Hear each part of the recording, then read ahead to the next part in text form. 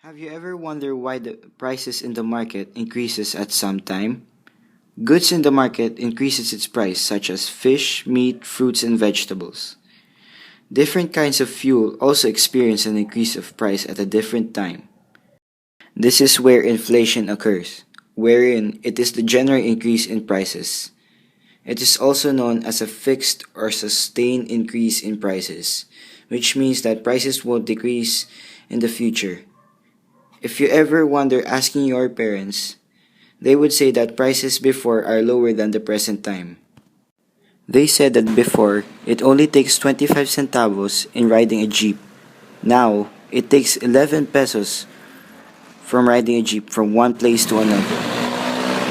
Based on our own statistics, the inflation rate has risen dangerously high.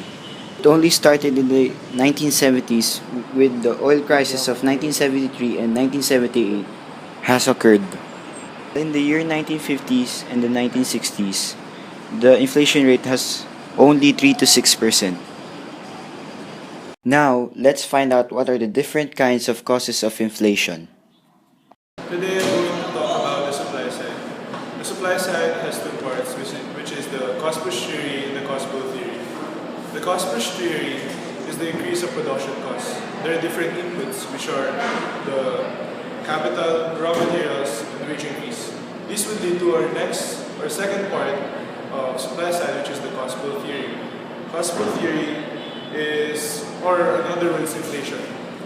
This is the wage price spiral, which is rising wages causes higher prices, and higher prices cause higher wages.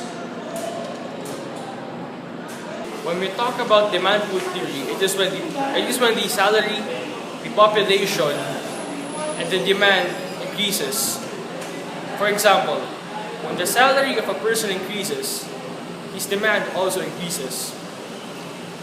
Then, if his salary increases, he gets to buy more products, and this on this instance forces the supplier to increase the price because of the demand. Other side has the quantity theory of money, wherein Milton Friedman explained how excessive money leads to consumption of more products and services. We can see that to our society wherein when a rich man is able to afford a lot of useful and also useless products that he uses every day. Now let us talk about the effects of inflation to the people. The first thing is the inflation losers. Inflation losers is about people who don't much really benefit in the situation. For example, if this one is the people who has fixed income. For example, a teacher or a construction worker has a salary of 10,000 pesos per month, and if there is a inflation occurred in the market, then they would have difficult in buying their personal needs.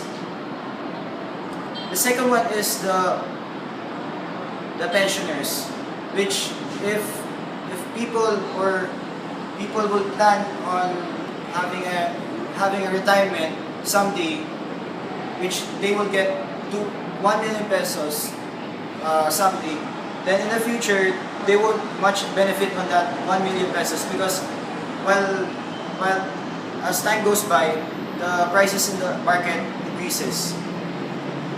If we speak about inflation gainers, these are the people who benefit much in the situation in the economy.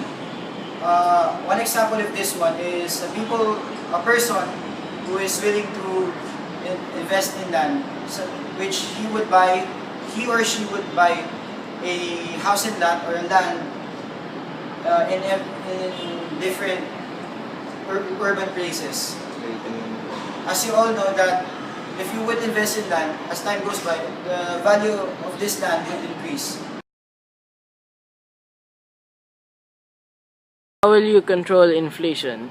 First of all, if you're planning to buy a product, such as cell phones or a car, you should wait a year or 2 years from now because these products will decrease this will decrease their price.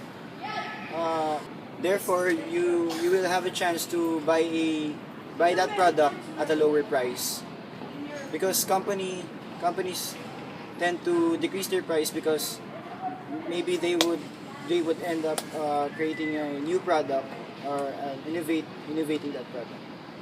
Second is to invest in land.